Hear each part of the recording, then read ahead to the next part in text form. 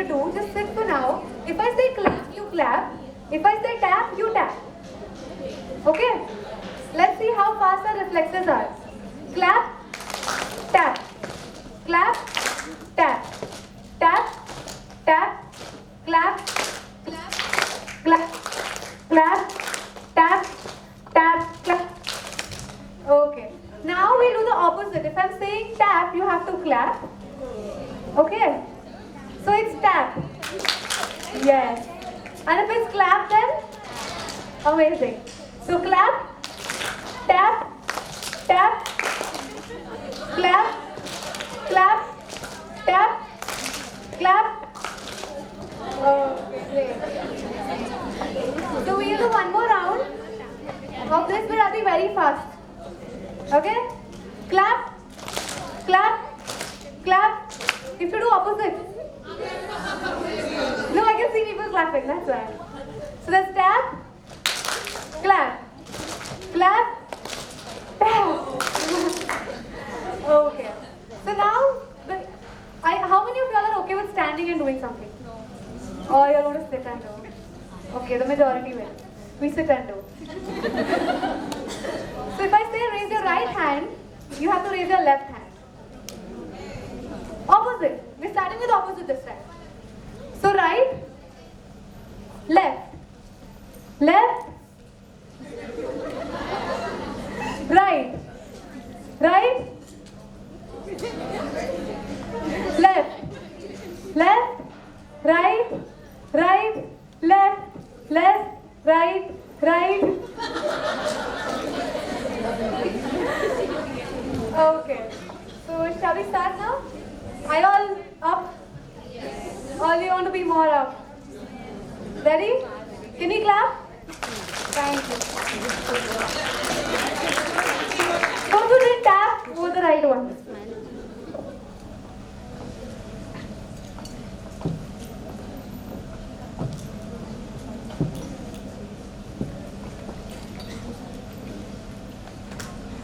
Welcome back everyone. I hope you are all now feeling refreshed and energized. So now we will be moving into the most awaited part of the day. We move into a session where many voices are going to come together at much anticipated panel discussion. This space brings together professionals and gives them a platform to have a powerful conversation about gender, diversity and belonging. I would now like to invite my peers to introduce our esteemed panelists. Thank you.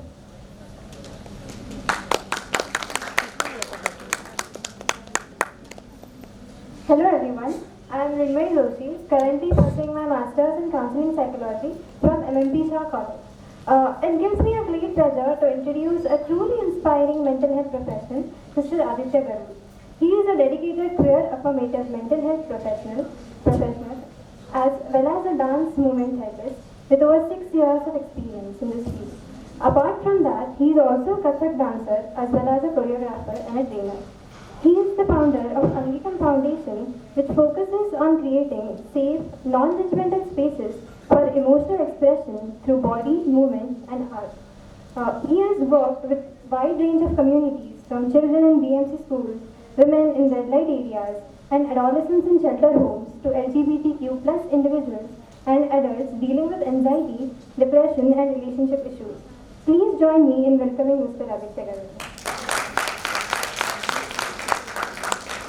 I would like to invite Maria Manyar to take over first stage.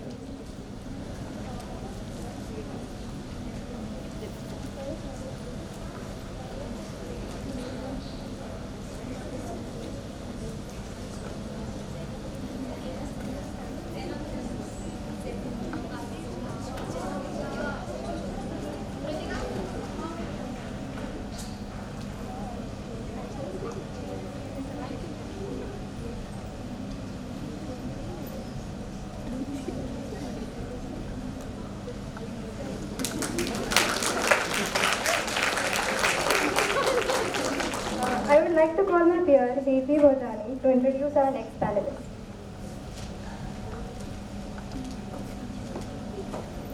So, hello everyone, my name is Devi Bhojani. and I am a student pursuing my Masters in Counseling Psychology from MMP Shah College. And today I am here to introduce and welcome our next panelist, Nikita Sringarpure, who also goes by the name Zeb. They are a mental health professional, educator, and qualitative health researcher with 2 years of field experience. They are a certified trauma support specialist from the Arizona Trauma Institute and have been trained in cure affirmative counseling by the Meriwala Health Initiative. Their professional handle is the Weird Therapist. They work extensively with individuals dealing with anxiety, depression, emotional abuse, and attachment related challenges, with a special focus on gender and LGBTQIA plus mental health. Their work has been presented at international platforms including UNESCO, UNFPA, and Frontline AIDS, and they were a featured speaker in the second National LGBTQIA plus symposium in Delhi. In academia, they have served as a psychology professor and chairperson at the University of Mumbai, and as a guest lecturer on psychology of gender at MMP Shah College, SNDT University. Let's give them a warm welcome. Now I would like to call Saidi Parab to felicitate our panelists.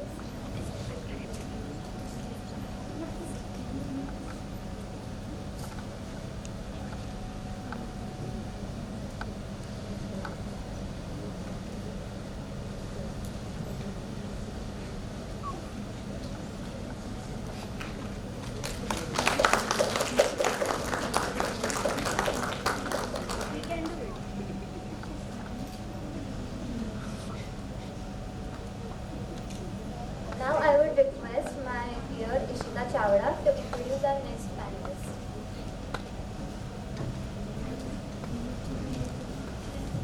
Good afternoon, everybody. I am Ishita Chawda, currently pursuing my Masters in Counseling Psychology from MMP Shah. It is a great honor to introduce our next panelist, Advocate Chantal Singh.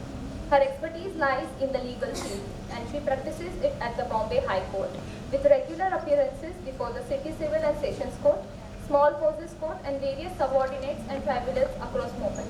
In addition to this, she serves as a legal counsel in Potato Head Media Private Limited. She specializes in constitutional, service, employment, and civil litigation. A strong advocate for gender justice, women's rights, and LGBTQIA+ legal rights, she is also queer affirmative in her practice and works to bridge the gap between law and society, especially for youth and emerging professionals.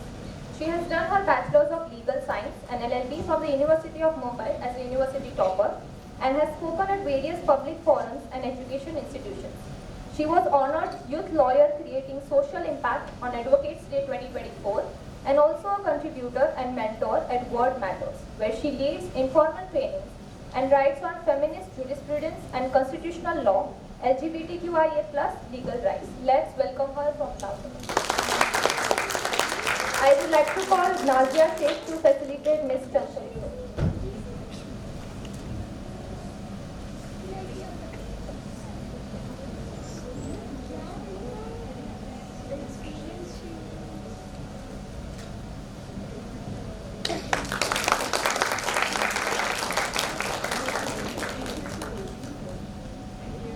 I would like to invite my peer Sharmin Khan to introduce our next panelist.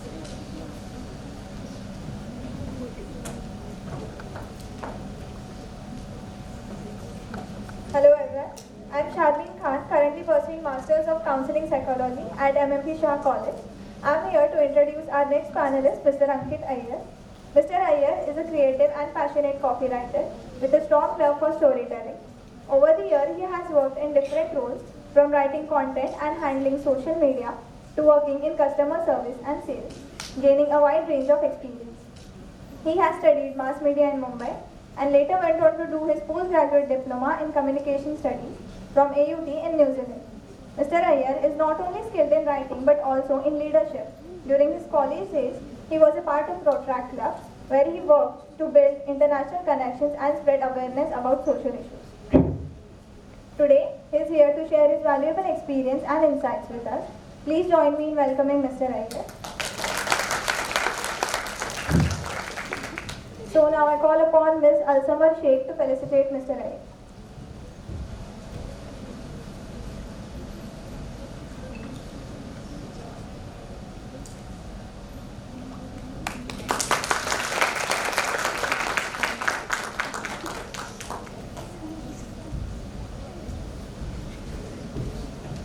Thank you, Mr. Iyer. Now I would like to call upon Ms. Rutika Khambati to introduce our next panel.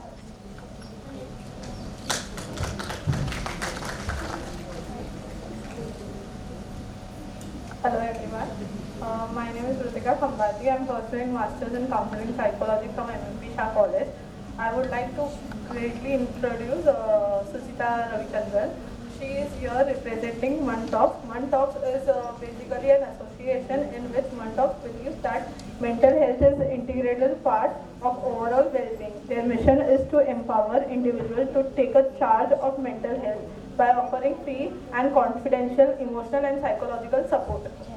Through trained mental health professionals, they take initiatives in monthly therapy. They also provide affordable long-term processes, one-to-one therapy sessions, and making quality mental health care accessible to all. They do not have any gender discrimination there based on any kind. Representing this vision, today Susita Ravichandran is a dedicated counseling psychologist and art-based practitioner with 6 years of experience. She brings a deeply compassionate and trauma-informed and affirmative approach to her work, creating a safe and supportive spaces for every individual who can feel resilient. She is trained in multiple therapeutic approaches like CBT, IFS, SEFBT, motivational and Buddhist psychology. Expertise span areas as anxiety, depression and other issues like work-life balance, relationship and many others.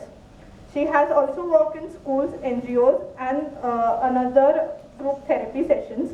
She holds a degree in counseling psychology from SNDT and a graduation degree from Symbiosis College. Her expertise and representation of work-life balance is taught at Mantops. So I would warmly invite her to please come on stage, and I would call Zainab Ansari for felicitating her.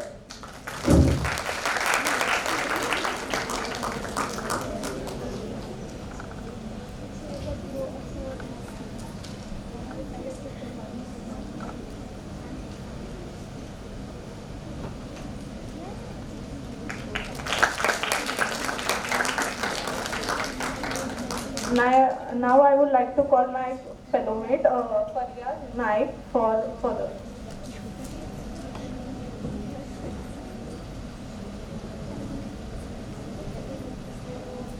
Hello everyone, I would like to introduce the panel moderators for today.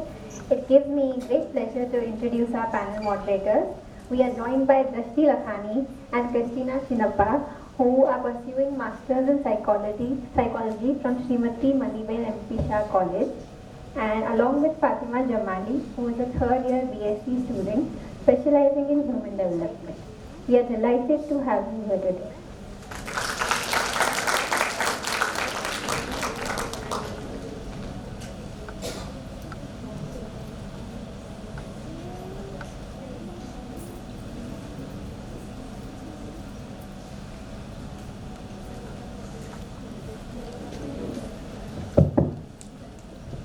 Good afternoon and welcome everyone. A warm welcome to our panelists on board. Here's how we are rolling for the next 2 hours. We'll start with a round of light-hearted questions to ease into the discussion, get to know our panelists beyond their bios. Then we'll dive deeper into the themes like identity, inclusivity, law, mental health and media. We'll also throw in some bold takes and rapid-fire questions to keep the energy up. And finally, we'll open the floor to you, yes, the audience, for open Q&A at the end. So now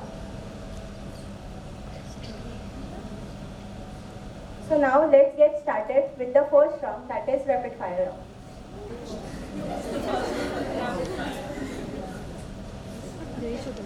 Hello everyone. So before we dive deeper into our conversation, we will have a rapid fire segment. So here's how it works. I will be asking one question to each panelist here, and you need to respond it as quickly as possible in 1 or 2 lines. Okay?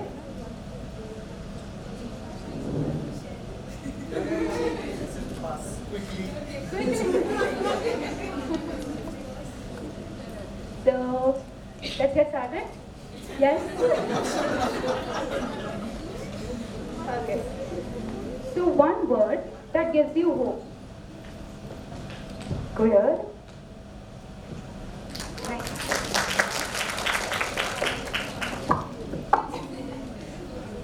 Okay. So, okay. Most affirming thing someone has ever said to you. I see you.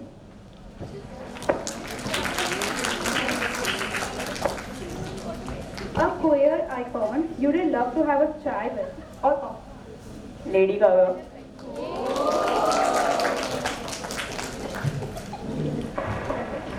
One movie character you claim with pride. Bench. Modern Family. Okay. Who's more problematic? I Spy aunties or Instagram quacks? That's a tricky one, but I think the aunties.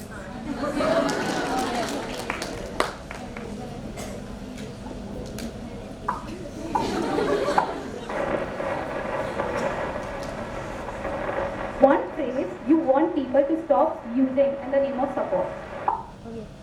Love is love.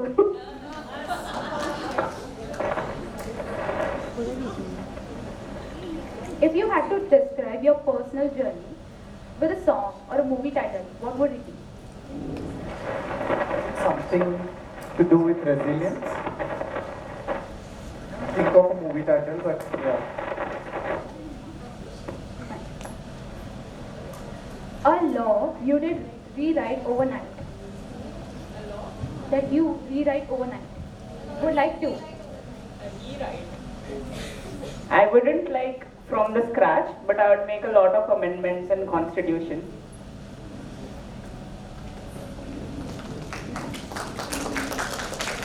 To one small thing that made you feel safe while growing up.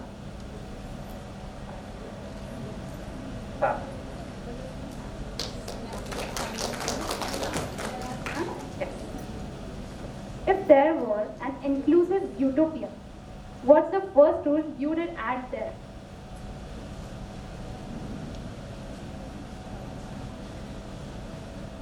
We don't have so many options and questions in the forms, whichever registration forms that we have.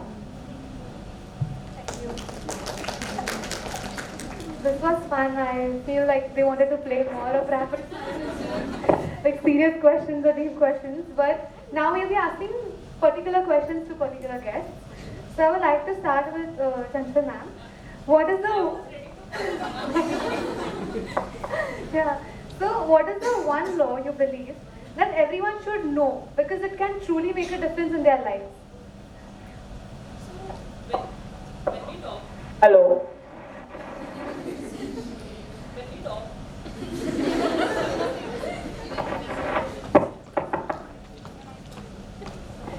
Hello.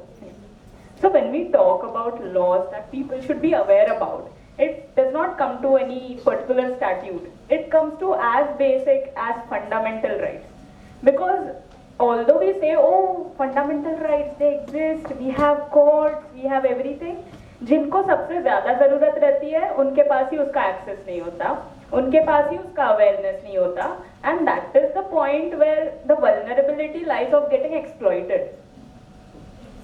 Okay, so even if I have to state as a statement, oh, one law that one should be aware about is of course Article 14 to 21.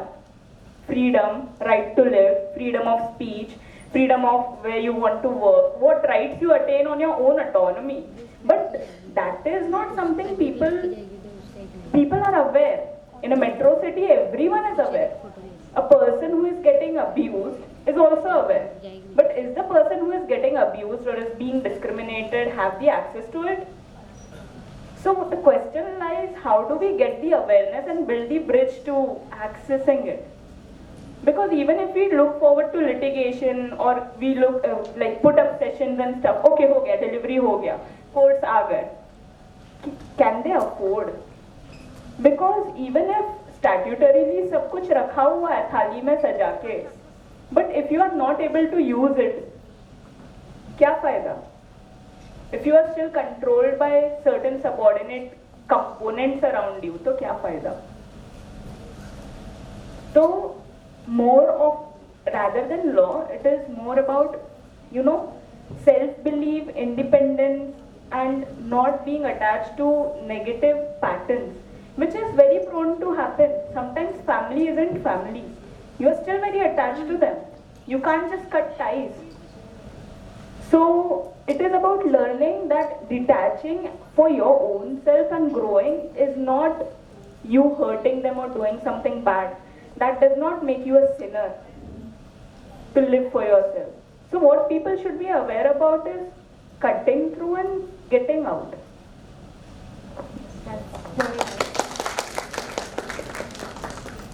So the next question is for Ankit sir. What were some signs or markers that you made that made you feel a person or space wasn't truly inclusive even if they claimed it was?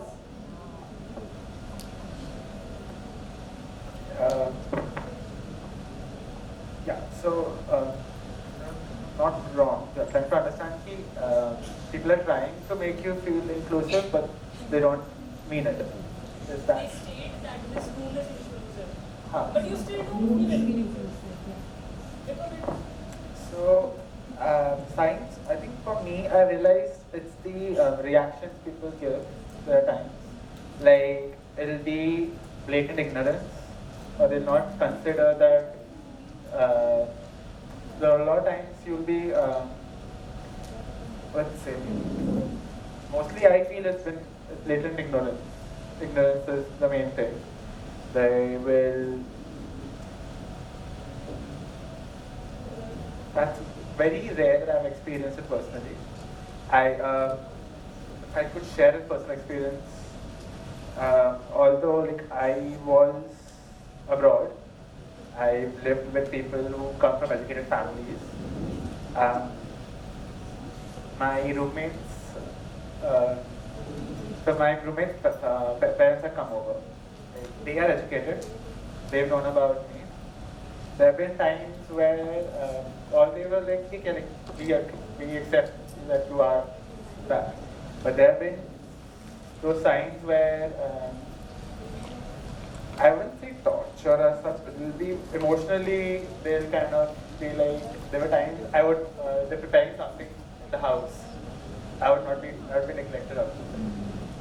I live in that house, I paid for the groceries, but at the same time, I have not been paid for it. Because a part of them feels he is a part of the community. It is my house, I pay the rent over there, and yet I have experienced that. So that's one. That's actually the only sign I've ever experienced.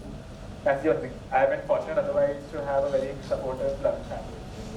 So my friends and all are also quite supportive. That was the only one experience I have experienced. Thank you so much, sir. You're fine, right?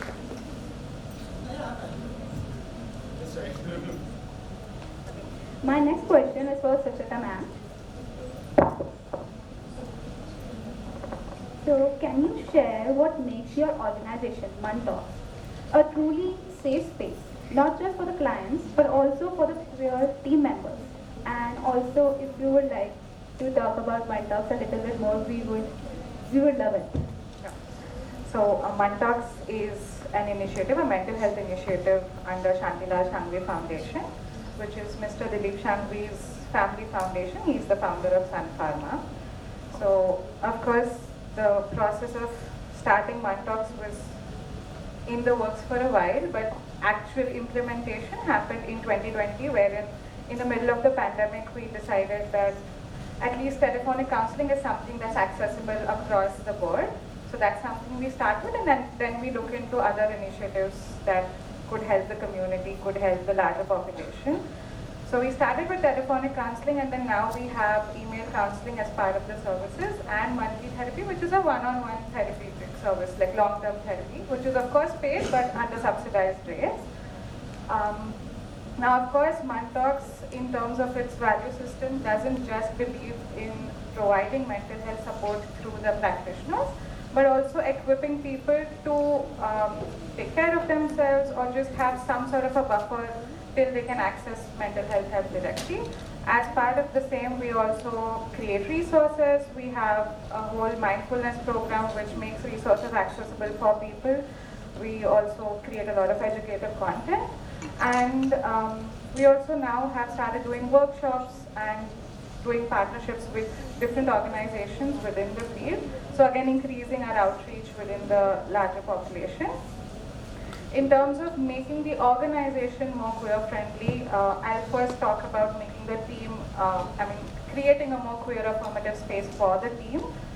I think it starts at the hiring process itself, wherein even, those flyers or JDs that are circulated, it has a footnote at the end which states that we are an equal opportunity employers. We encourage people across the fields to apply. Of course, there's no discrimination in the hiring process. And beyond that, in terms of, again, I've also been part of the interview processes. So there are these nuances that we look for in the mock counseling sessions, or even general discussions, wherein we would not just look at someone's professional knowledge, but also their nuances in terms of whether they truly are queer affirmative or not. Then the next step is, of course, in terms of training as part of the initial induction process. Not sure if this is the right space to say that, but there is a gap in the education that we receive and actually being able to provide services to the community or to just population at large. So we do take that very seriously at Mantalks in terms of having an extensive 2-3 week long training process, one of which includes a day-long training by Aryan from Guptagoo, which is proper QACP modules. After that, of course, now because being queer affirmative is not just a one-time thing, right? You need to have ongoing sessions. So we keep having ongoing L&D sessions just within the team in terms of identifying different concerns or themes that are coming up largely in the sessions that are being conducted on the helpline or in the different spaces. So these themes are identified and we have larger in-group discussions or L&D sessions. Sometimes we access queer content to make the discussions more enriching, to add more nuances. There's of course daily debriefs that happen wherein every counselor is encouraged to share the sessions that they've conducted to gain more peer supervision and monitoring from the seniors as well. Apart from that, as a model within Mantalks, of course there's hierarchy in terms of the juniors very closely being monitored by the seniors or by the program officers to ensure that there's never a misstep or that there are ways for them to enhance the work that they're doing or ways for providing better to the population that we are catering to. I think within the spaces, this is what is encouraged, within the office spaces, of course. Again, further nuances like, say, if there's any policy wording, is that solely in a gender binary context, or can we have it in a non-binary context? Can we have it in a gender neutral context? Within the team, say during lunch breaks or any other interactions, people are constantly encouraged to not just be, not be exclusionary, but also intentionally be inclusive. And this is a very tiny nuance that most people think are interchangeable, but it isn't. It isn't just enough for me to not say something about any part of your identity, but it's very important for me to also be inclusive overtly about different aspects of your identity. Of course, now within the team, we have people with different identities, different backgrounds, and there is a platform for people to share about anything that comes up for them, anything that feels relevant for them. Which is, I think, a big thing within Mantalks because not a lot of people have these spaces. Like me, having worked in different organizations as well, I have had to single-handedly fight the entire management for just getting a basic right of using the right kind of pronouns for the clients that I'm dealing with as well.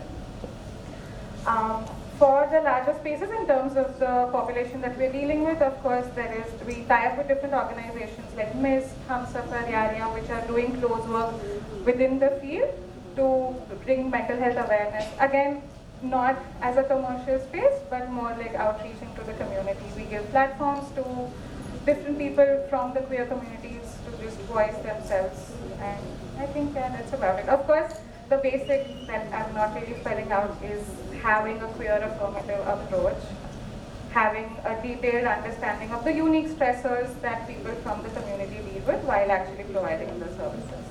I think that's Thank you. As you rightly mentioned, smallest of the dream is to make biggest of the difference. Yes. Even when you said about ignorance, it's very minute, but it affects. So yeah. So the next question is to Nikita ma'am. What's something you wish was spoken about more openly during psychology trainings, especially when it comes to gender, sexuality, and identity?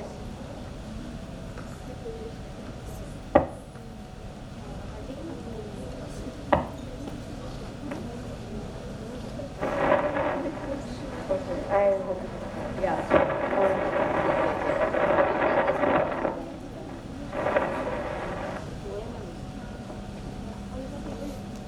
While we are training for anything related to,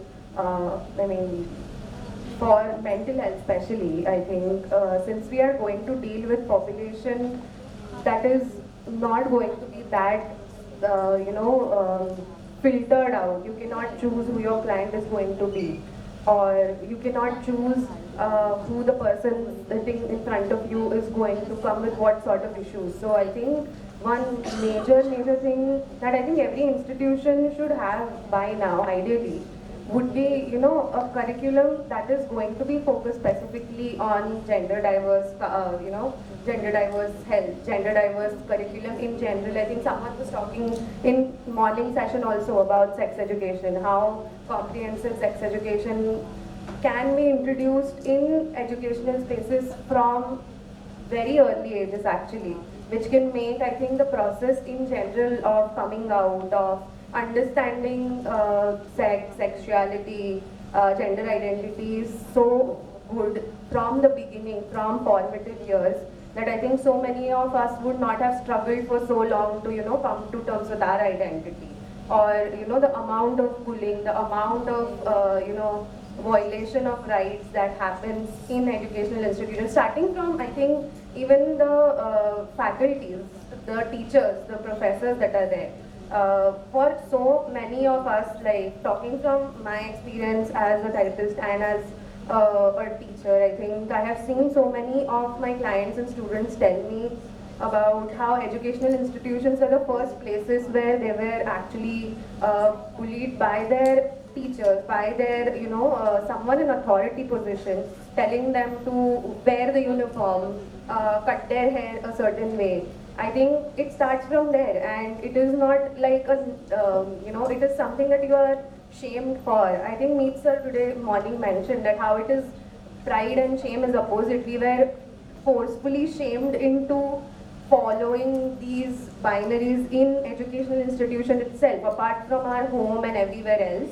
I think we had an option of actually moving forward, but we were anyway cut down into the boxes that were given to us in educational institutions. So I think it is not just, there is of course going to be like a whole discussion about how, people from the community coming and talking and, passing on the mic. But I think there is also a huge need of sensitization, like the onus of inclusion is actually on the included. So the people from the heterosexual cishet communities actually should be sensitizing themselves as to how to talk to people who are not understanding, like, okay, someone is coming out to you as trans, you don't out them to someone else until they are ready. I mean, something as basic as that. I think if teachers, professors, they are sensitized first, and there is enough redressal in the educational institution for all these things, then I think we will form a better education system within itself. We will not have to make a separate curriculum for sex ed. We will not have to make a separate, course for this. This is something that is included from my childhood. I know what this is, So I think that is what we can make a change from educational POV.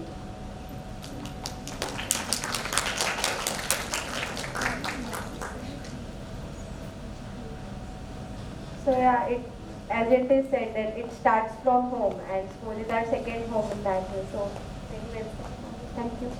So now the next question is for Aditya. As a mental health professional, how do you find helpful resources for your clients and how do you support them in using those resources, especially when they are exploring their pure identity? Hello, good afternoon. Before I talk, I'd like to say that whatever I'm going to talk is from my lived experiences, and I do come from a space of privilege, so I acknowledge that. Talking about resources, I think as a mental health practitioner, often everybody starts feeling I'm not enough, I don't know enough, I don't have enough resources, how will I face clients? और आज के session में क्या होगा? And we never know. So, firstly, how much ever we prepare, it might be less, and what we should be ready for is, I think, something as basic as we study genuineness. Because at the end of the day, therapy is about the relationship between the therapist and the client too. So to say that I know that this is difficult, but we want to find out resources. I'm talking about if we don't have. And I will get back. Instead of maybe referring resources which we are not sure about. Because to understand it as a therapist, we are already in a place of authority and privilege because client really believes in every word we say. So when we say that, okay, you can talk to this person, to be sure, to be 200% sure rather, that what we are recommending is at least going to feel heard. If not help, if not therapeutic, there will be no discrimination. I think that's the basic thing which is our responsibility. And I think to have preparedness. I saw this movie recently, Sitare Zameen Par, which is about Down syndrome, and one sentence stayed with me, that when we are dealing with marginalized, apart from the marginalized, people need to take extra effort. And that is bottom line. हमें extra effort लेना पड़ेगा. So if you are coming from a cishet community and a queer affirmative therapist, you have to work extra to understand what are the spaces, how do these spaces make one person feel, not just look like, because as he also shared that some spaces can really label as inclusive, but they're not. So to fact check and see that what we are recommending is going to help the client, and know that it comes from a space of really vulnerability when we are recommending clients somewhere. So I think to keep working on resources, and these resources are never ending, whether it is to know the interest of the client also. For some clients, movies help, for some clients, book help, for some clients, support groups help. But to not have one generic formula, because I have heard people say, oh, support groups are amazing for queer people. But somebody who feels really intimidated with their identity, for someone who is transitioning, it might be a lot. So for you, it might feel okay, they're transitioning, and if they meet people like them, उन्हें अच्छा लगेगा, तुम्हें अच्छा लग रहा है, तुम्हें अच्छा लग रहा है कि उनको अच्छा लगेगा. So know that the decision lies with the client and what will they feel like doing. So I think as therapists to not come from an approach of I know it all, and to give that to the client also and make it a collaborative effort.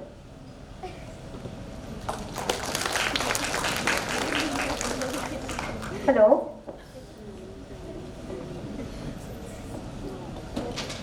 So my next question is for Ankit sir.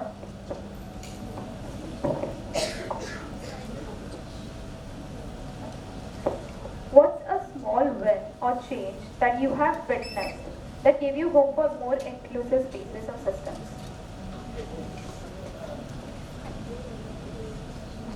main thing was.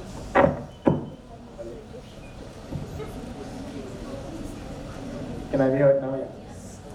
So the main thing is, for me, it was majorly the acceptance of myself.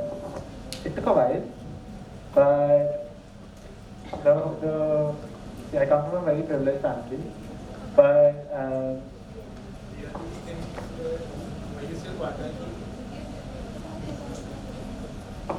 yeah.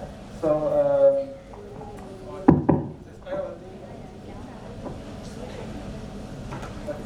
despite all the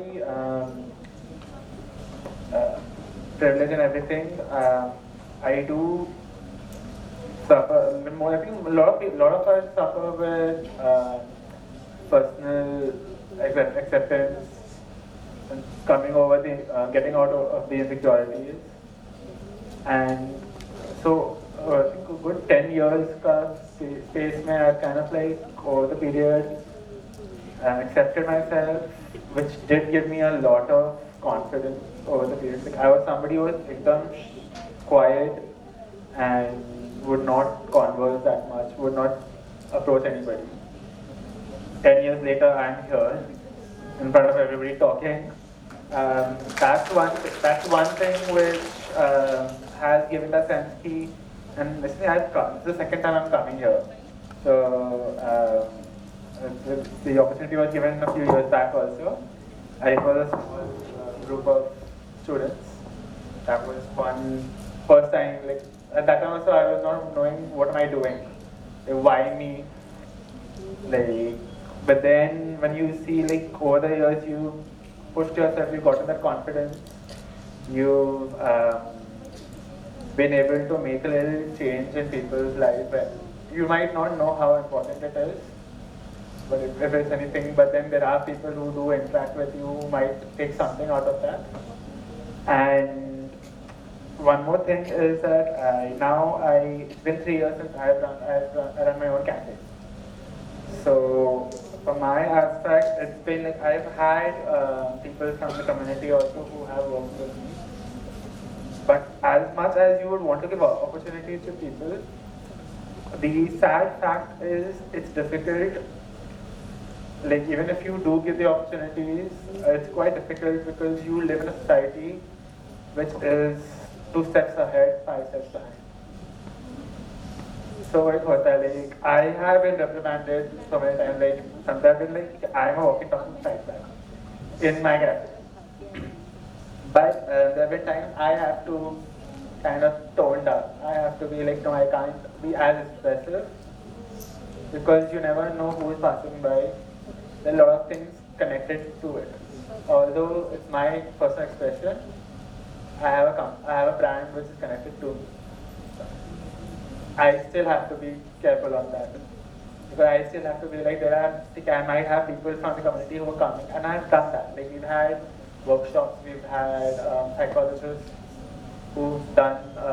We had those workshops where people have coffee work with counselors.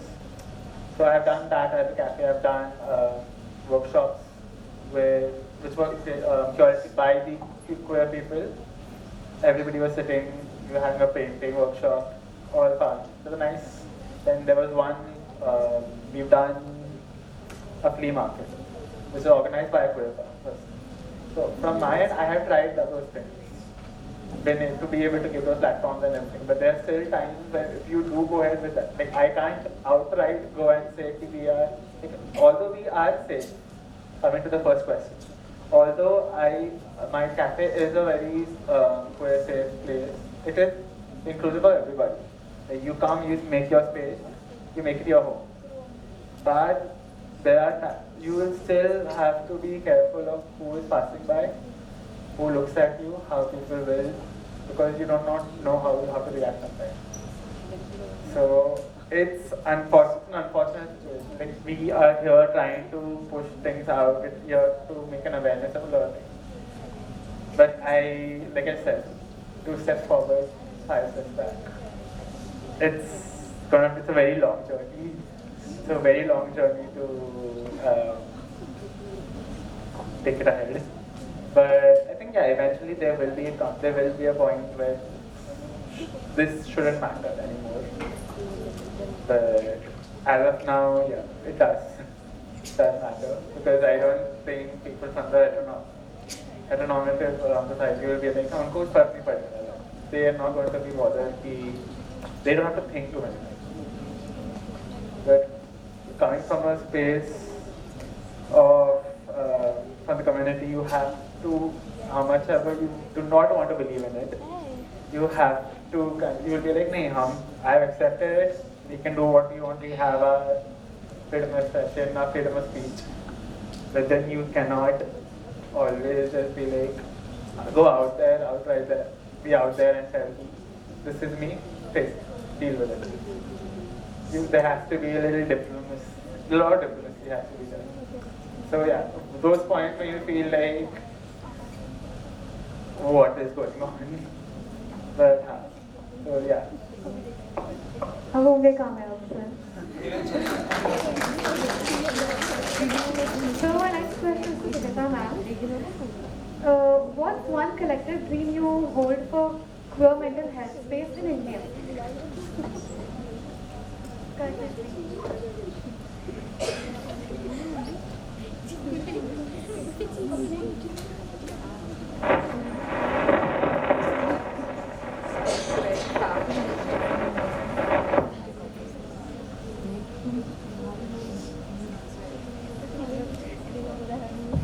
Sounds very far-fetched, but it's a dream, so I would like inclusive spaces for everyone across the board. Again, when I say inclusive spaces, it is as tiny as not having to hear, "Oh, it's just a phase," or as big as someone saying, "Oh, why do they need to walk across the road and make a whole spectacle to just have some laws for themselves?" So, the entire spectrum.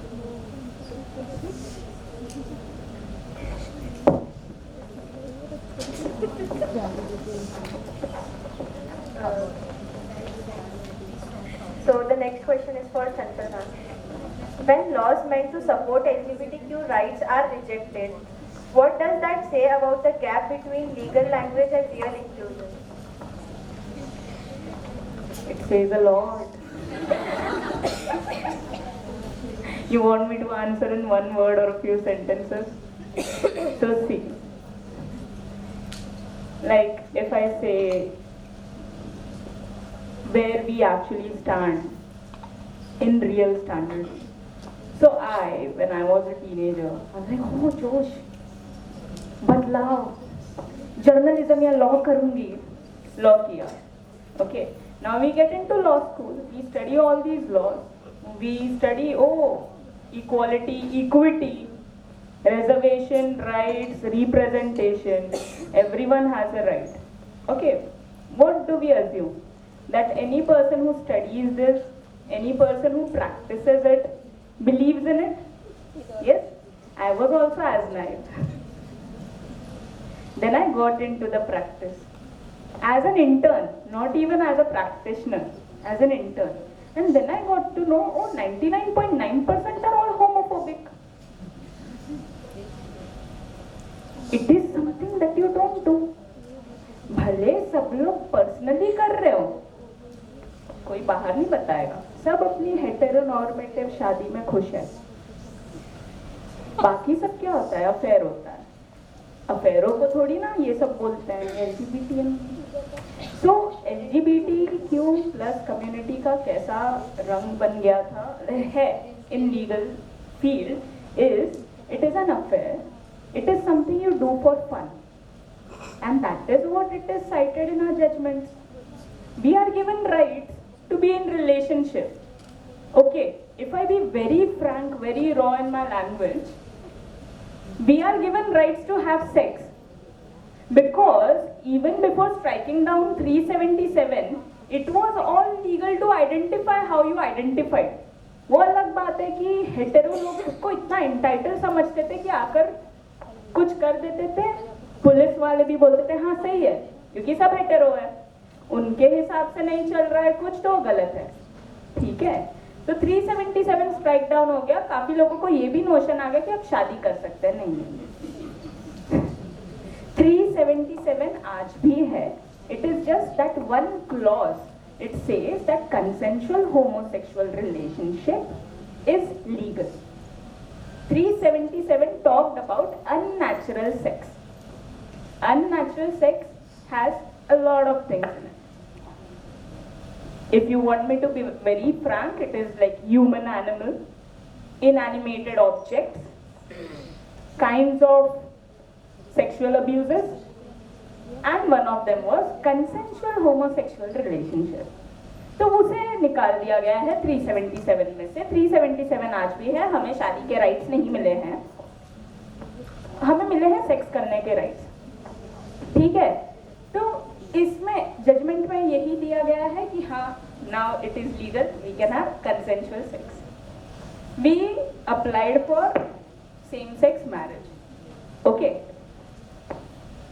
एक step था. दूसरा step directly executive and legislative को लेना चाहिए था कि भैया 377 में से हटा दिया गया है, तो LGBTQ+ कम्युनिटी को प्रोटेक्शन देनी चाहिए. क्योंकि when you get rights to come in front of people and say that, oh, I belong from a marginalized community, majority वालों का दिमाग खिसकेगा. Okay, and people are not as sensitized from a from the privileged background that I come from, we come from, right? There are people who choose violence, extreme violence. That is their way to put full stop to it. Like मुझसे देखा नहीं जा रहा. मैं जब बोलती मुझसे देखा नहीं जा रहा, I put my specs on my head. Okay, there are few people who take out guns. Interesting. तो अभी क्या करना चाहिए कि हमें ऐसे लॉज लाने चाहिए थे जो तुम्हें प्रोटेक्ट करे, जो कम्युनिटी को प्रोटेक्ट करे, जो कि ऐसे रिड्रेसल दे, ऐसे फोरम्स दे कि भैया मुझे अगर प्रॉब्लम हो रही है तो मैं वो फोरम्स के पास जाकर प्रोटेक्शन ले सकती हूँ. एंड ना मुझे रिट डालने का जरूरत ना पड़े. Writs are kinds of litigation for your fundamental rights. It can be only filed in high court and supreme court. Okay, तो ऐसे फोरम्स बनाने चाहिए थे. पर ठीक है, हम गए सेम सेक्स मैरिज के लिए. ये हमें नहीं मिला, प्रोटेक्शन नहीं मिला. जब जजमेंट प्रोनाउंस हो रहा था, 5 बेंच जजमेंट थी, जिसमें से 2 जजेस जो थे वो बोले कि भैया शादी तो नहीं हो सकती, हम तुम्हें सिविल यूनियंस दे देंगे. क्योंकि हमारे पिटिशन में कंटेंशंस क्या थे कि if I have a partner who is of same sex, okay, if they are hospitalised, I do not have the rights to be with them because I am not their blood family, neither am I married to them. So basically I don't have rights to take care. If I have a partner who is of same sex, I cannot have insurance with them. We both cannot contribute and take a house.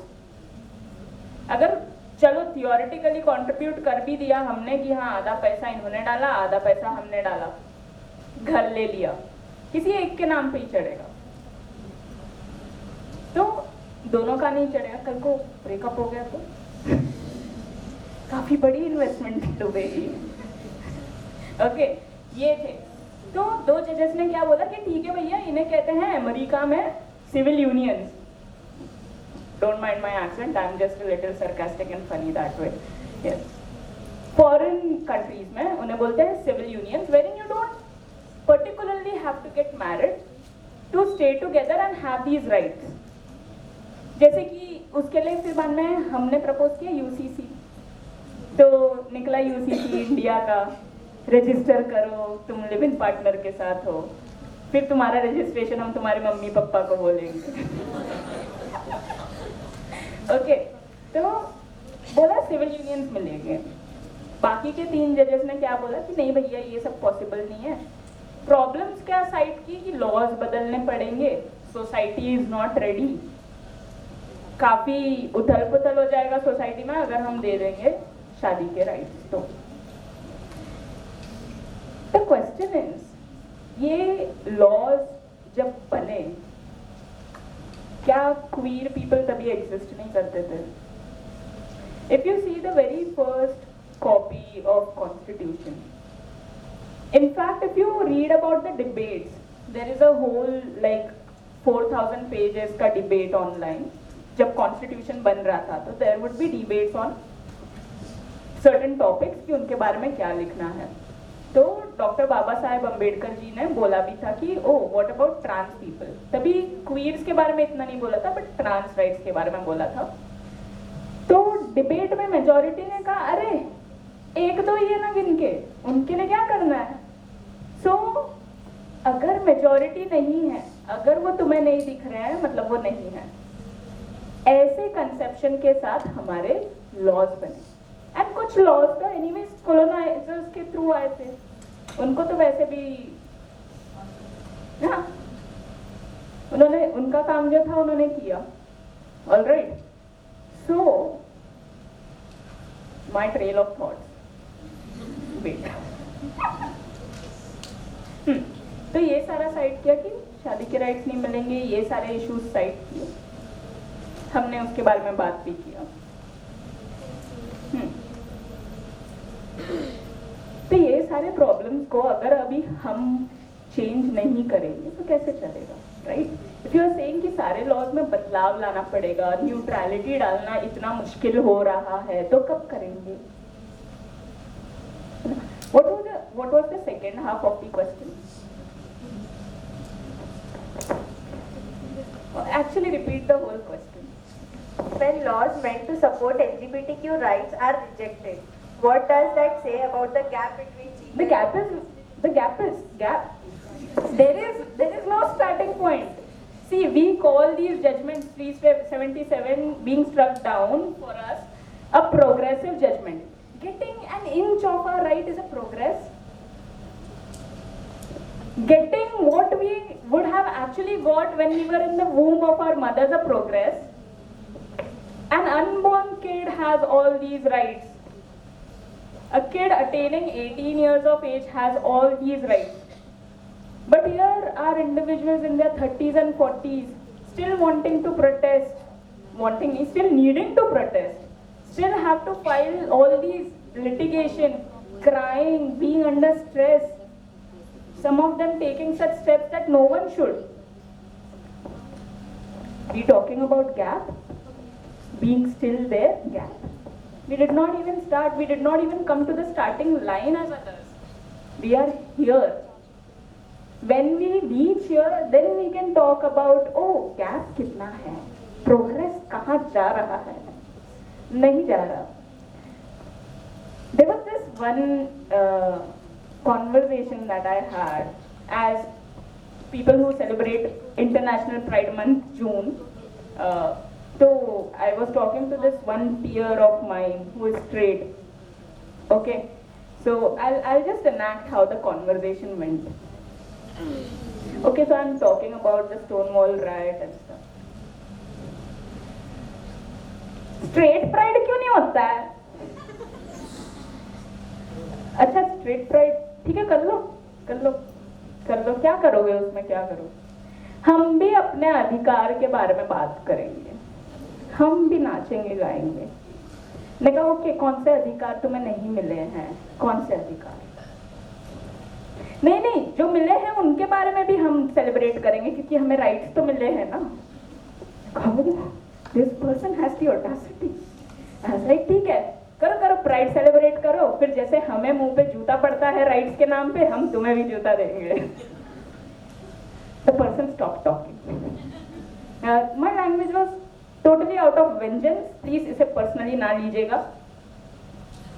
And या सो gap है ही नहीं बेटा, हम starting में आई नहीं है.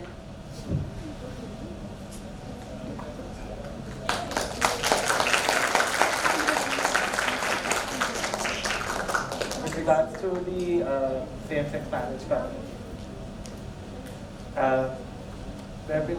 then I ask you all, growing up, you all must be having that बड़ी होके मुझे शादी करना है, मुझे ये लहंगा पहनना है, मुझे ये गाने में नाचना है, मुझे ये गाना, this is my wedding song. You have all those dreams. For us, it's no point. Like my best friend is talking about her marriage. अभी वो बात करते ना वो एक लगाना. I'm like, ये नहीं होगा मेरे लिए, नियर फ्यूचर नहीं होने वाला है. I might be old. Is when that will happen. I'll be in my 70s. Is when that will happen. If it happens. But वो एक रहता है ना, वो एक it's a very simple ख्वाब. शादी का.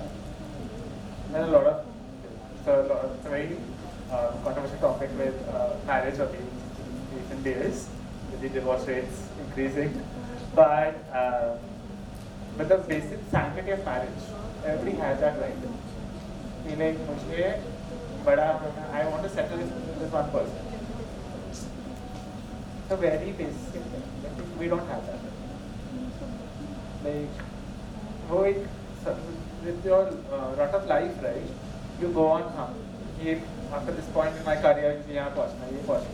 So you are running behind that one position, that one salary bracket and everything. वो उसमें सब चलता जा रहा है. This is one particular thing when वो ठहराव जब चाहिए होती है जिंदगी. And when you want to kind of like take a step back and you want to be like, we don't have an option at all. This is a law which was put in by the Britishers in 18, which they, I think, in 2019, they legalized it. यहाँ पे तो it was decriminalized. 2009 वहाँ पे they legalized same sex. हमारे यहाँ पे decriminalized किया. So you're not a criminal anymore. You are considered criminals. Same sex marriage to दूर की बात. We are not really so it's a very I remember talking about this over and over again every time look out and people will be like हाँ अभी तो तुम शादी कर सकते हो. I'm like लोग nuptials कर रहे हैं, but legally binding, like she mentioned, you're not legally considered together. She rightly pointed out that you can't buy insurance, you can't buy a house together. You can't be live in relation with तुम boyfriend girlfriend से तो तुम रह रहे हो वो भी कर सकते हो. But there is no the whole the sanctity to a marriage, that building a family together, building that one legally binding yourself to somebody, वो नहीं हो सकता. That's a basic right which you don't have to fight for. आप लोग like for your what this doesn't come to your mind. It is a very normal thing. जो हमारे लिए वो normal वो खाब है, तो वो हो जाता है.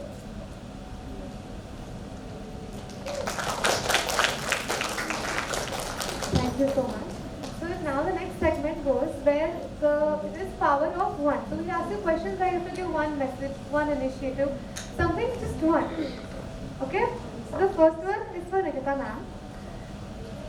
Can you suggest one way how students and institutions can move from tokenism to true inclusivity? Okay.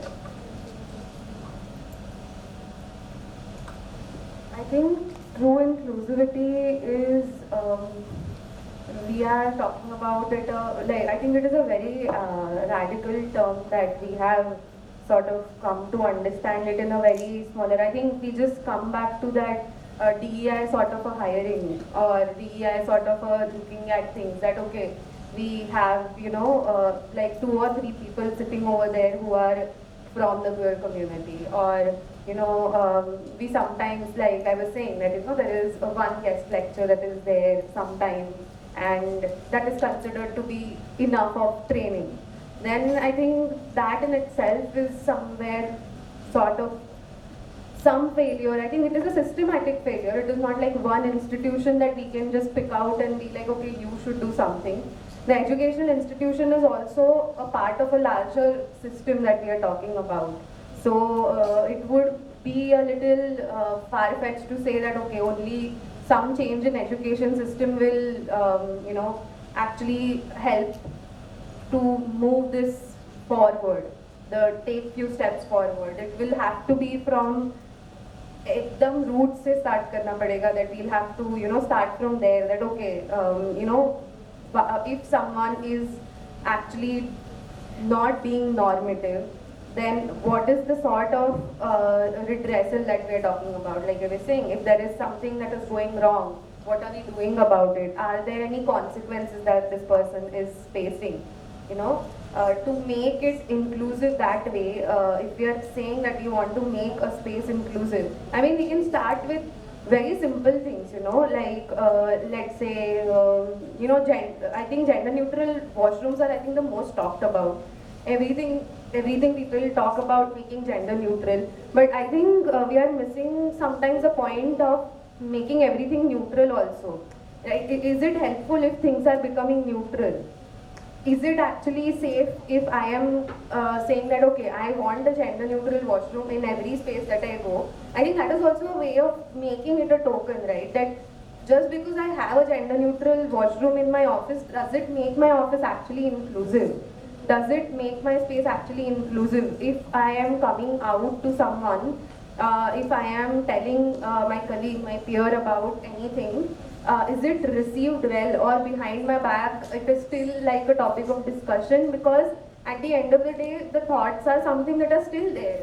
We are still talking about, you know, people who believe that, okay, you need to get married by the age of 25 because you're born a female, you need to have at least one child. You know, all of this is something that I think a lot of us still face.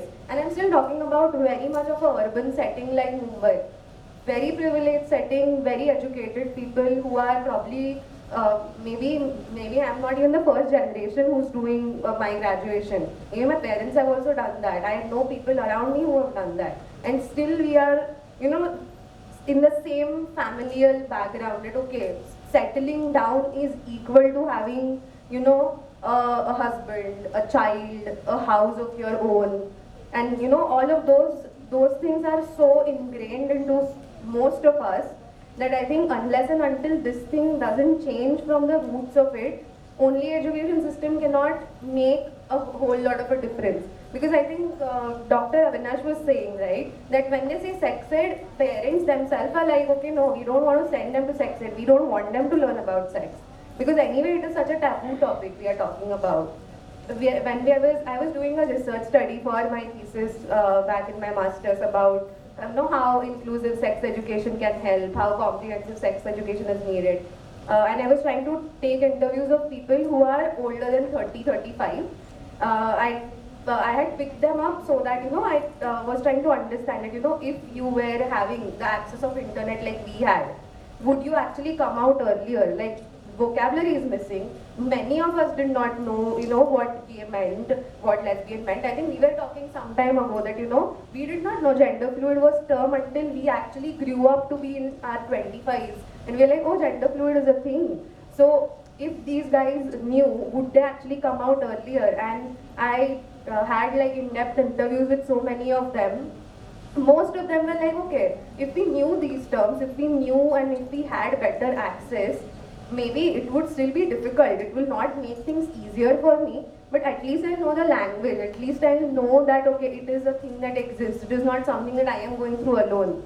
That is also an experience so many of us have, right? The alienization, the isolation, that, okay, am I the only one who's having like a crush on girl? Everyone else is talking about a guy. How do I tell them, you know? How do I tell them that I don't like guys at all? So that alienization that I am feeling, if I have a term for it, I at least know that, okay, it exists in dictionary, so maybe it is important enough to exist there in the first place. So I think it is a long way that we are talking about. But yeah, this is, I think, a very ideal way, very utopian way to go about it.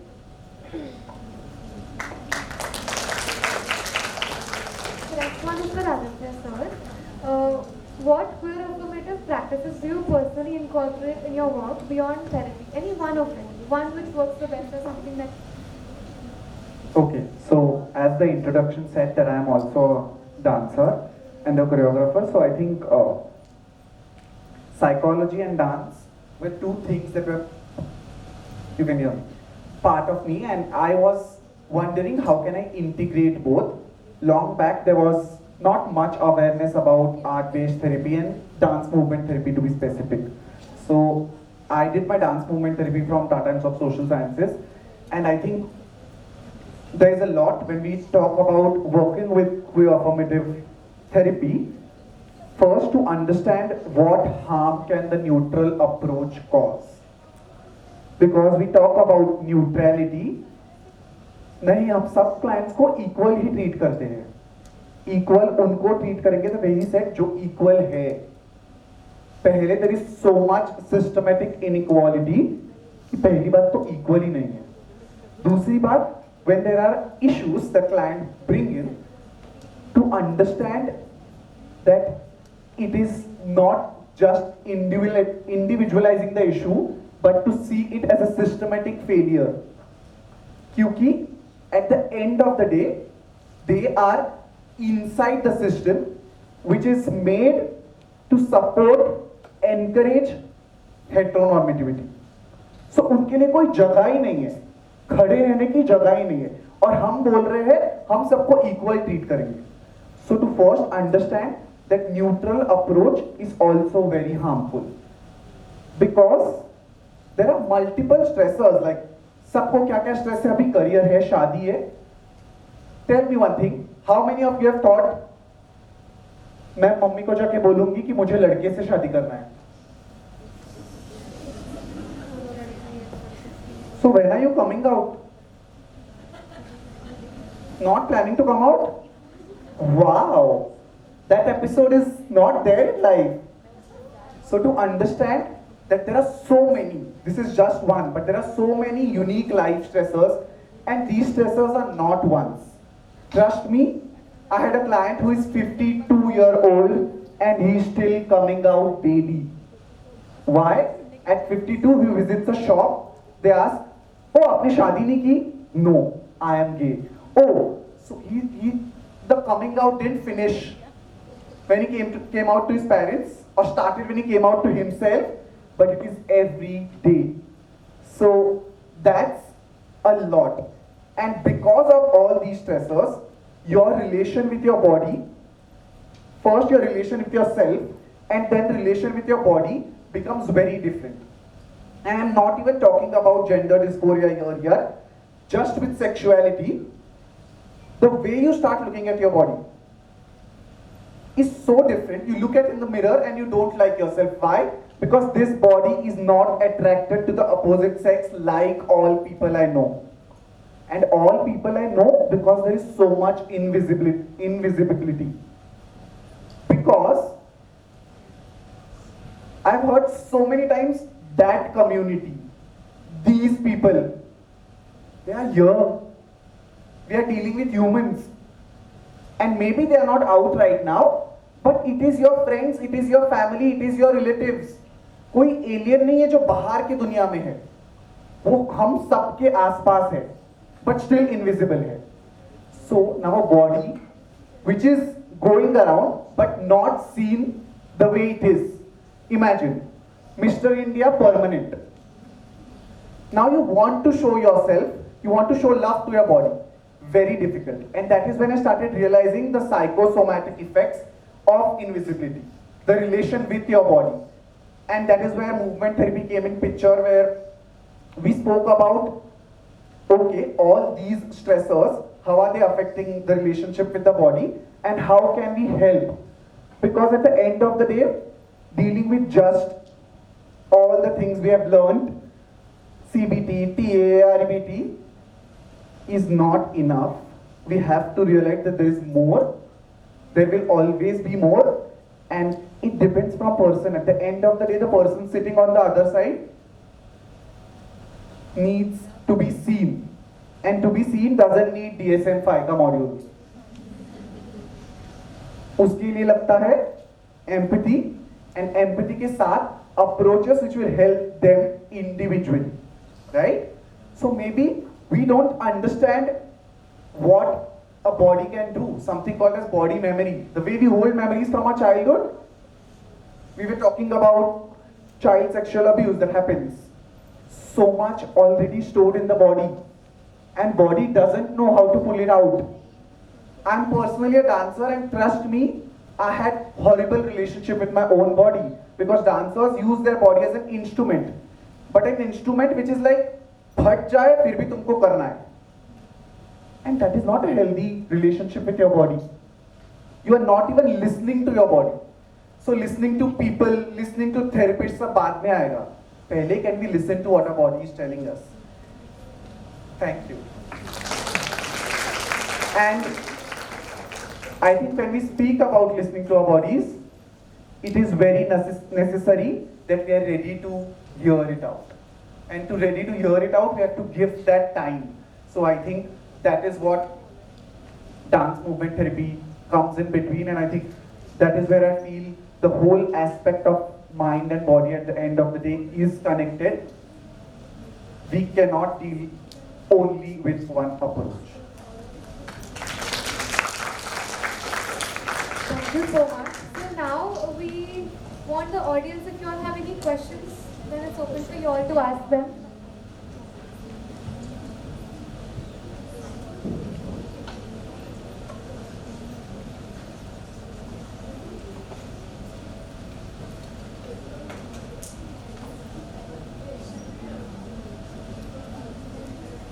Am I audible? So my question is to sir. In your experience, what guidance would you offer to a psychologist who is working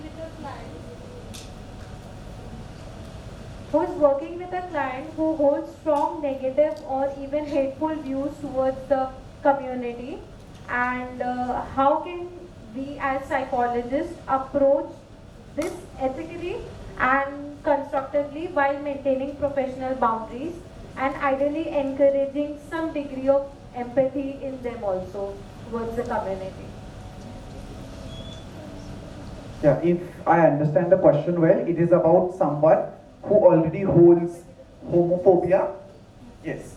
So when we are dealing with clients like this, to know that initially we are putting our values out there.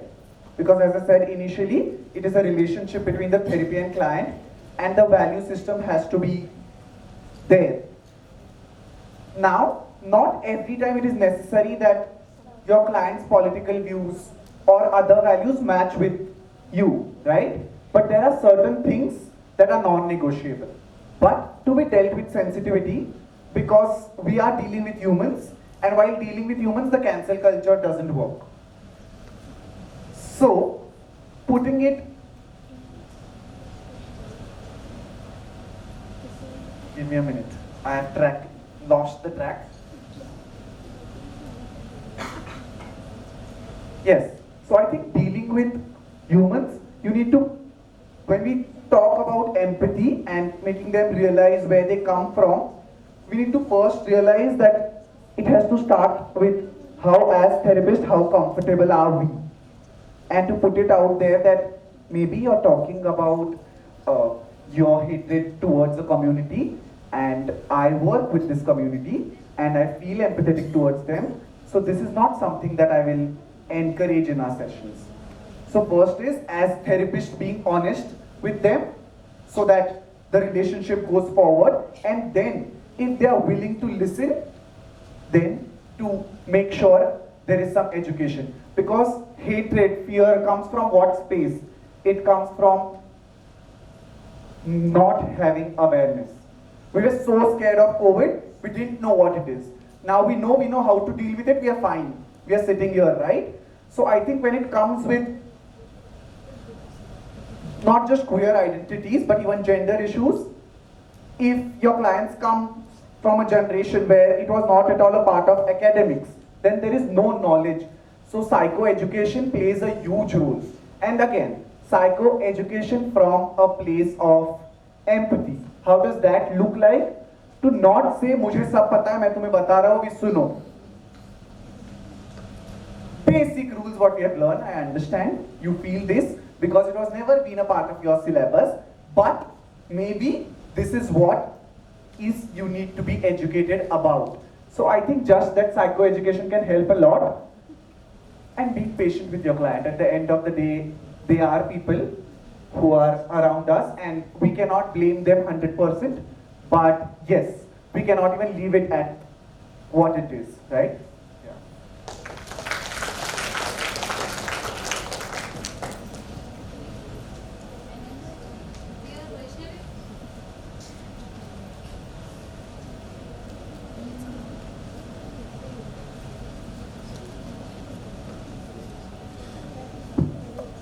Sir, my question to is Aditya sir.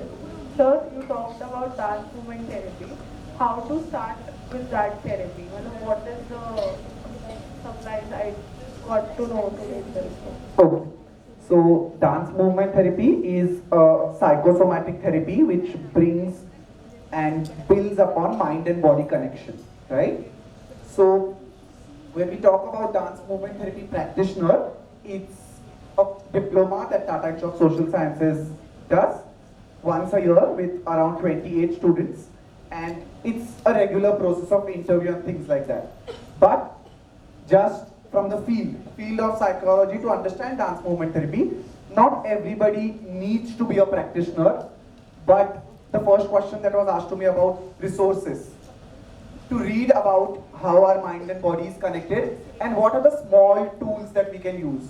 Not necessary that we need to bring in a whole dance movement therapy session inside our session in our room, but can we bring something as small as, I'll ask everyone to do it.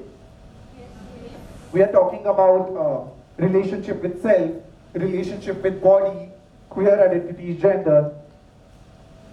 What is the way we show affection towards others? How often have you hugged your body? Ever? And so I want you to put both your hands forward, close your eyes, and hug yourself if you feel comfortable. And just tell your body, thank you for what it has gone through, for holding on, for supporting you in whatever you did. It has gone through a lot, and it's okay. Thank you for holding on. Thank you for staying. Beautiful. I love those smiles that were on the faces. So I think as small as this, not every therapist can learn about so many modalities that exist. It is not possible. Though we aspire to keep training ourselves, but I think eventually, I have also been there, this training, that training, but eventually realizing that it goes to the basics. The trainings are going to be never ending and we need to keep updating ourselves. But to make sure जितना हुआ है उसको हमने कितना root तक समझा है. Yeah? And again, to where I started from, are we even, is the client feeling heard and seen?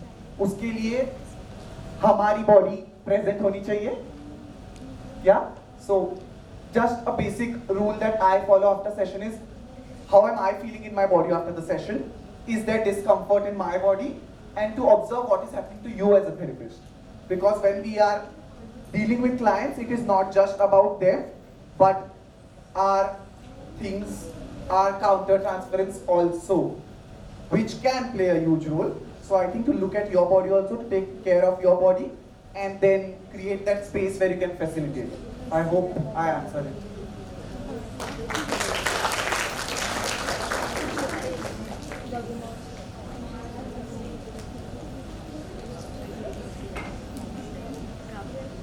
Hi, this is Nived. I just want to ask that, I mean, since we are sort of in a certain sense attuned to gendering and queering things around us and looking at things from the lens of gender and sexuality, when you're working with cis-het clients, are there clients, or when you're training people as an educator, as a teacher, are there moments where gender is still brought into the room when it is not an axis of marginalization? And are there times when you sort of connect it to that person's way of being, distress, a lot of times men and the way they can sort of express or not express, bottle up, etc., etc. So in those senses, what I want to say is that gender is about everyone, right? Gender is about all of us. So when it is not with people who are marginalized because of gender or sexuality, do these things come up in practice, or are there times you actively make those connections? Because then that opens up a way for us to talk about gender to everyone. So from that perspective, I'm asking this.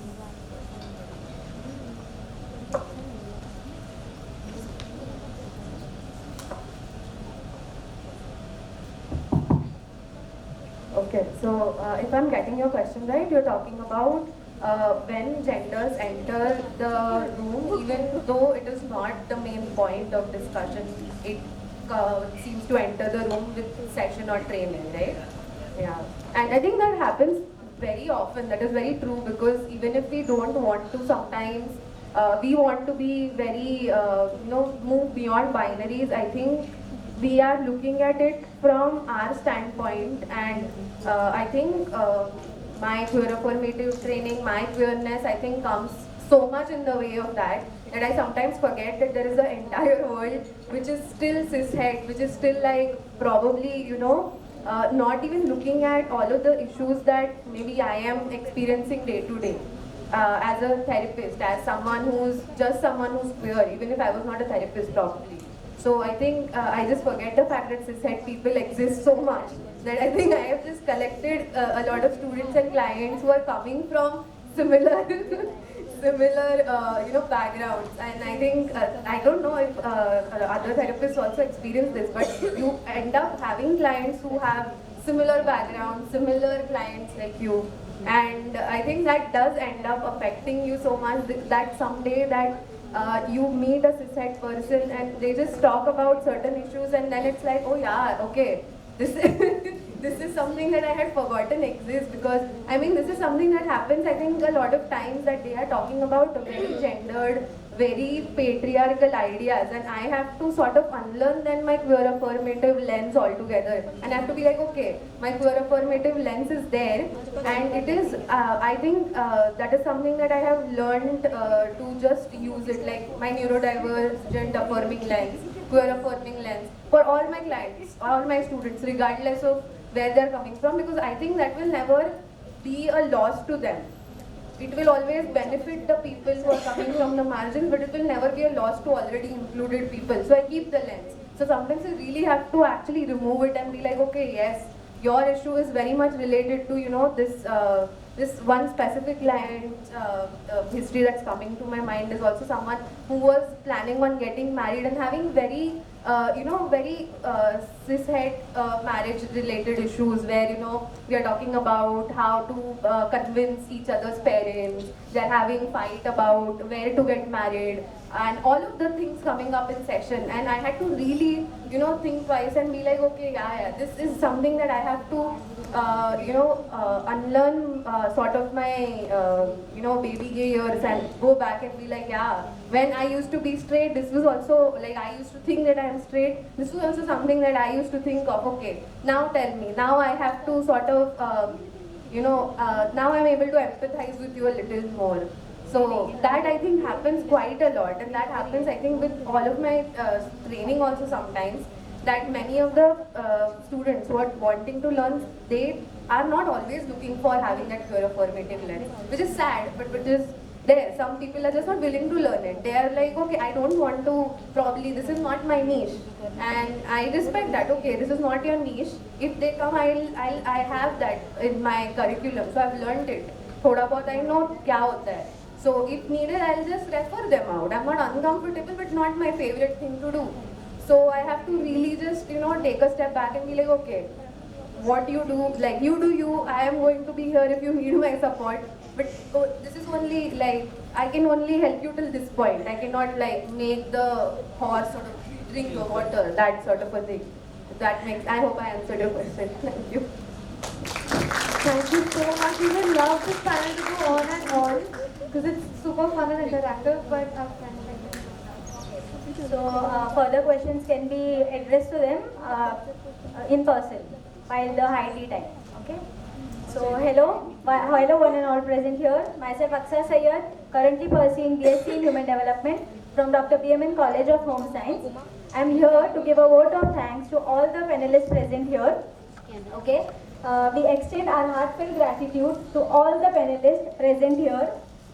Chanchal Singh, Aditya Garud, Nikita Shringarpure, Ankit Iyer, and Sucheta Ravishankar.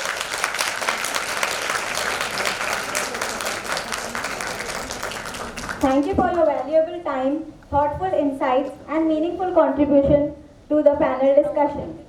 Your diverse expertise and commitment to core affirmative practices brought depth and clarity and richness to this conversation. Each one of you offered unique perspective that not only informed but also inspired, helping to foster greater understanding, inclusion, and allyship within our community. Your presence and participation were truly instrumental in making this conference impactful and memorable. Thank you once again for your time, support, and dedication. And I would like to thank our moderators, Christina Chinnappa, Drashti Rakhani, and Fatima Jamali. And I would like to call Dr. Professor Mala Pandurang, Principal of Dr. BMN College, to share her thoughts and insights on today's conference.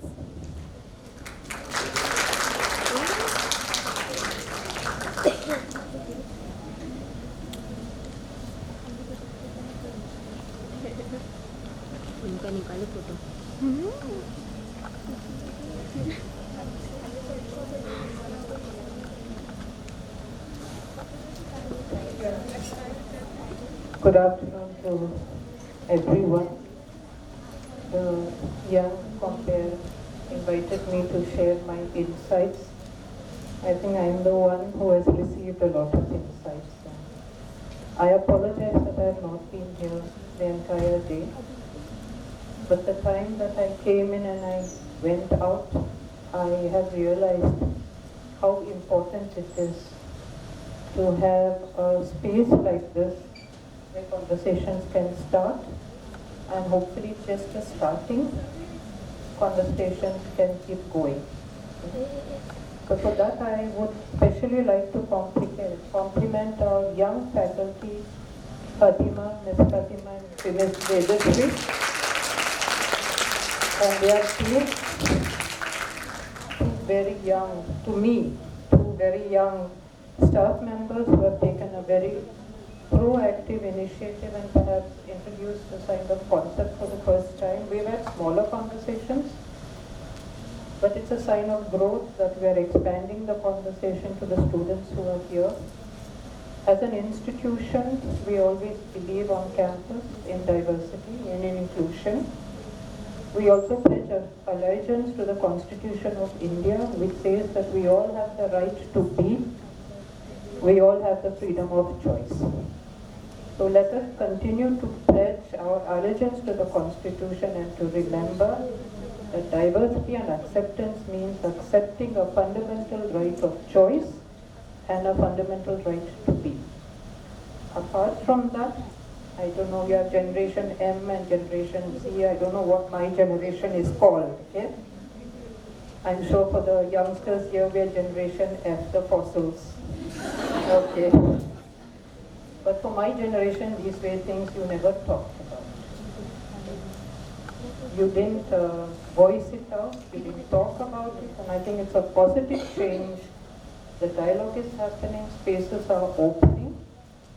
Perhaps not fast enough, but I love the word affirmative because affirmative conveys so much of positivity. And at the end of the day, but being someone from literature, I would just like to share a comment that Adichie, who is a very well-known Nigerian novelist, Chimamanda Ngozi Adichie, and she has this TED Talk, and I urge you all to look this up. It's a TED Talk where she talks about the danger of a single story. And Adichie says, and she warns us about the risks of hearing or telling only one version of a person, culture or place, or what she calls the single story. The single story is a one-dimensional narrative that reduces complex people or cultures to a single idea or a stereotype. Such stories limit empathy and understanding by flattening rich human experience into a narrow frame. And Adichie encourages to seek multiple stories about individuals and cultures to understand complexity and humanity And by doing so, we combat ignorance, foster empathy, and recognize everyone's shared dignity. And Aditya says, and I quote from her speech, the single story creates stereotypes, and the problem with stereotypes is not that they are just untrue, but they are incomplete. They make one story become the only story. So let us continue to listen to stories, tell our stories, hear other people's stories, and write multiple scripts which we continue to share on platforms like this. So once again, thank you all. Thanks to Dr. Nilakshi, who's done a lot of hand-holding for the institution. Thanks to the student volunteers, to the RUSA nodal officer, to the history department, to the Department of Psychology. And we look forward to seeing how we can take this ahead. Thank you.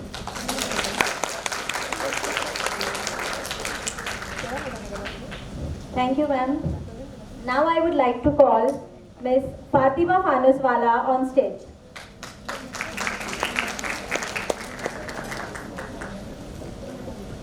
Good afternoon, everyone. I am Fatima. As we draw this incredibly enriching session to a close, it is my honor and privilege to deliver the vote of thanks on behalf of the organizing institutions. Firstly, I extend my deepest gratitude to the esteemed management members of the Seva Mandal Education Society, and a heartfelt thanks to Professor Dr. Mala Panduram, Principal of Dr. BMN College of Home Science, recipient of the RUSA 2.0 grant, and Dr. Archana Patki, Principal of Srimati Maniben MP Shah College of Arts and Commerce. Your unwavering support, visionary leadership, and encouragement create spaces that foster inclusion, awareness, and progressive dialogue. Your presence and backing empower us to keep pushing the boundaries of education and social consciousness. I would like to thank the keynote speaker, Dr. Nilakshi Roy, for her address, which set the foundation for today's conference. To our speakers, Mr. Meet Shinde, Dr. Avinash D'Souza, and Brit Prasanna. I would also like to thank our esteemed panelists, Chanchal Singh, Aditya Garud, Nikita Chinnappa, Suchita Ravichandran, and Ankit Iyer, who graced this platform with their powerful voices, experiences, and insights. Your words have left a deep impact on all of us. Our sincere gratitude to Mindspace Counseling Cell and Samvedna Counseling Center for their continued collaboration and for championing mental health and queer affirmative care. A special thank you to our RUSA Nodal Officer, Ms. Vidya Subramaniam, for her guidance, and to the Psychology Department of MMP Shah College and the Human Development Department of Dr. BMN College of Home Science for their academic support, coordination, and organizational effort. To all our faculty, student volunteers, and the technical staff, thank you for your tireless behind-the-scene work that made today run so smoothly. Your contribution is truly invaluable. Lastly, a warm thank you to every participant, attendee, who joined us today. By simply being present and open, you've helped create a space of learning, listening, and growth. As we close, let us carry forward the spirit of today's session with empathy, action, and advocacy. Thank you all.